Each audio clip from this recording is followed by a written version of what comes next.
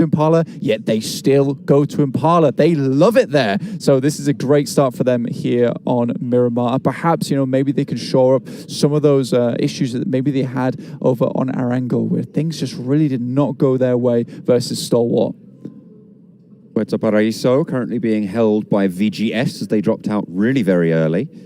Down one, Kia headed further southwest. I imagine they're going to be moving over towards Municipalidad, Valdemar on that southwestern edge. But Box Gaming and Team Seoul look at a clash in Picado. Only two teams at the moment in very close proximity in this location. Neither team yet taking a knock. But look at that, very forward position from one of the players from Box. I didn't quite catch the name there, but they are absolutely in the lion's den amongst Seoul, Bensu, with players all around. Omega on that outskirt has the back fall out for Bensu, has a vehicle, not a vehicle, a weapon as well in hand. Do they know that there's a player here from Seoul?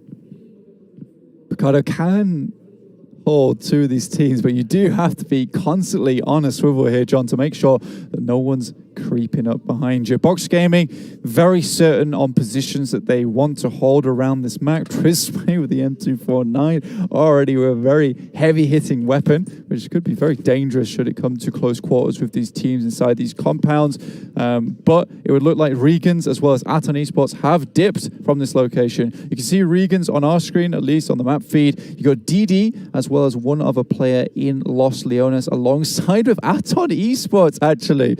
So this is very, very interesting. REGAN.S have north and Atons have south side of Los Leones. So this works out exactly what I was talking about earlier, that Los Leones is massively free. And it looks like REGAN.S and Aton happy to not go Picado, not go to their usual position, and instead take a safer spot here towards Los Leones.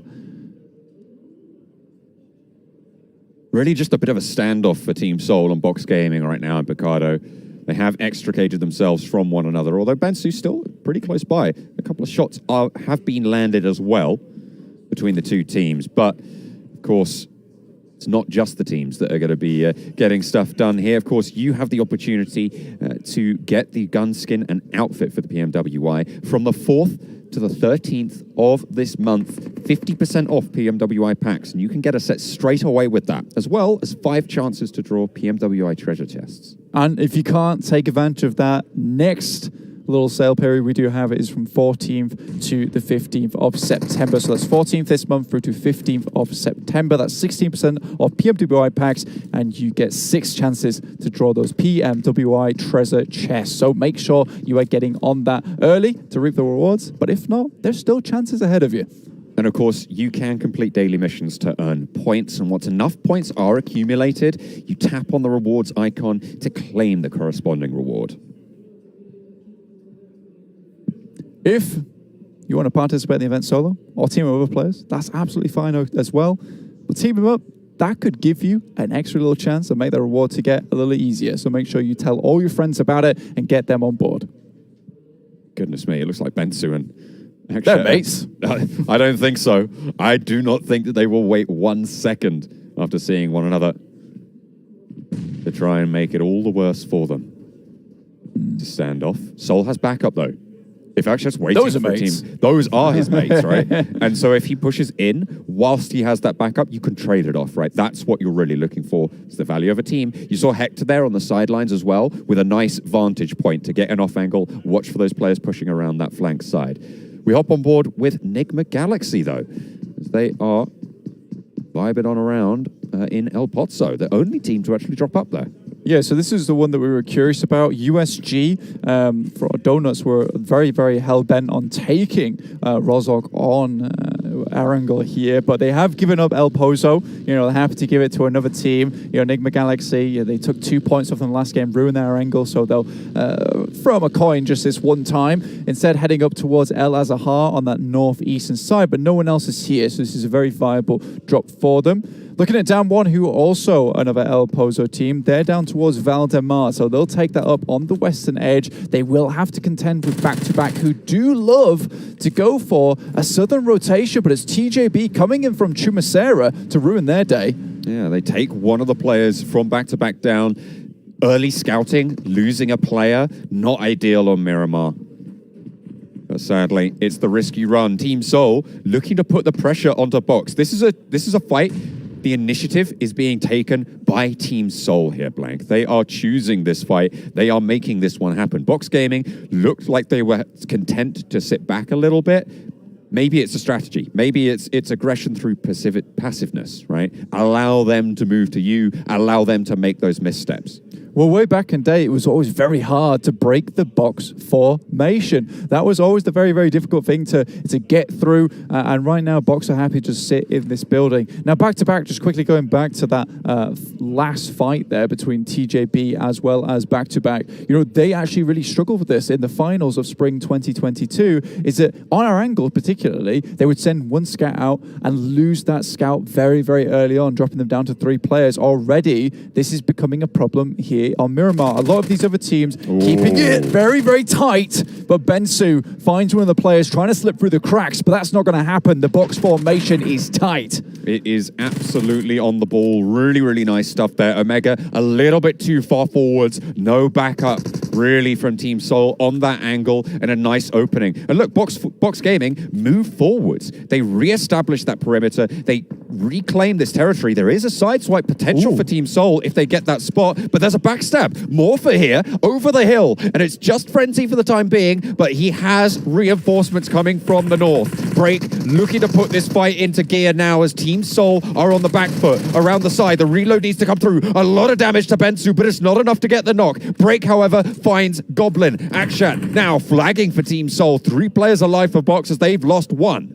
It was actually REGAN.S from the western side that took the knock onto Box. And this was the team that originally liked to play Picardo on that southern edge. And they've just taken a little bit of time in Los Leones, sweep back up here, and ready to reclaim Picardo for their own, knowing that this was going to be a hotly contested spot. Most likely 2 teams locked together. And now they're going to take advantage of this. Very good from REGAN.S.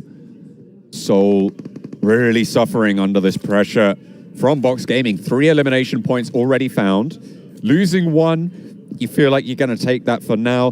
I feel like that might lay claim to Picardo for them in the future Miramars that we're going to see. If they're lucky, we'll see if Team Seoul want to try and vie for that again. But as you say, RSG, Morph, both moving in from both sides of Picardo. Yeah, so it's a bit of a squeeze going on here, but it does seem like China is really trying to take a nasty little split. You can see it on your screen right now, where it's just coming down from the hills in Picardo. 52 Esports have taken a knock there. They're right on the western side. I believe that is to Nigma Galaxy. So Nigma Galaxy trying to pick up some more points. Ralph, though, right on the eastern side, he's looking for a compound for the rest of the team to stay, but they're busy with 52 Esports right now. Looks like 52 Esports are just going to try and keep moving down south. You can see them all mounted up in those vehicles on that western edge. Monte Nuevo, the central focal point of this next circle, just a little bit further out east. It's good for back-to-back right now, who have a lot of that sort of area, despite them losing a player early. If TJB, with GK first moving in there now, can take position there as well on the eastern side, TJB will also be in a phenomenally strong spot. So back-to-back able to, regroup just a little bit here in there. And it's so unfortunate because we really are dropping into their original drop spot right now in Monte Nuevo. I don't think it was necessary to send one down south, but this is something they've done before. I think with 18 team lobby, it's not so wise anymore taking those ridge lines because there's going to be a lot of teams there. It's not as safe to be dangling one of your players down on the south edge of the map. VGS trying to make their way up behind teams like Dan1 from Valdemar. They are just neck and neck here with TJB. You can see them on the screen. Dan1 Kia trying to find a little place to call home. Dan1 Kia moving up from the south side. Ladriera being positioned on now. A lot of scouts, as you were talking about, getting picked off, right? It seems like so far we've seen 3 one-player losses on Box Gaming, to be fair. That was in a compound fight. So 2 scouts really being picked off right now. 52 and back-to-back, both losing one of those players. We'll see if that comes back to bite them. Both of them a little bit on that western side. I mean, you've got 52 certainly a lot heavier in there, but they're moving in on the northwestern end of Monte Nuevo. Neymar just about lives here for Falcons, but will be knocked by missile from USG. Makes it happen, looks for some more, but it is an off angle coming through from Falcons. Here on the home turf, trying to keep the rest of their team alive. Needs to choose who to display the flank to there to get the heal off, but Missile stays alive for now. Yusuf trying to get those shots in. Mikun does get behind cover, takes the spray, but doesn't land more than just the one, just a tickle. And needs to heal up as well. Yeah, Omikun just has to walk away from that one. Falcons able to send them back just a little bit. They're still both on this northeastern edge. 4 rivals moving down as a 2-2 split between El Pozo as well as Crater Field. So they're trying to get a lot of information gathered nice and early on. Vampire Esports coming down from Puerto Paraíso. They're heading towards Minas del Valle. Honestly, they're going to be moving up through Chumacera in a second, but they've opted to stay outside of the circle and in the blue to make sure no one catches them on this long rotate. Aton on your screens right now. Holding the ridge on a line. Trying to keep their position safe. South side is the Vampires. They've yet to push on in, yet to start the frag fest that we saw from them last game. The question is it repeatable or is it an Erangel special? Is it an Erangel special? That is the real question here. John, Nigma Galaxy still central at the moment. They're right in the middle there, just a little bit further north. And in fact, the circle does shift down a little bit further south. And they will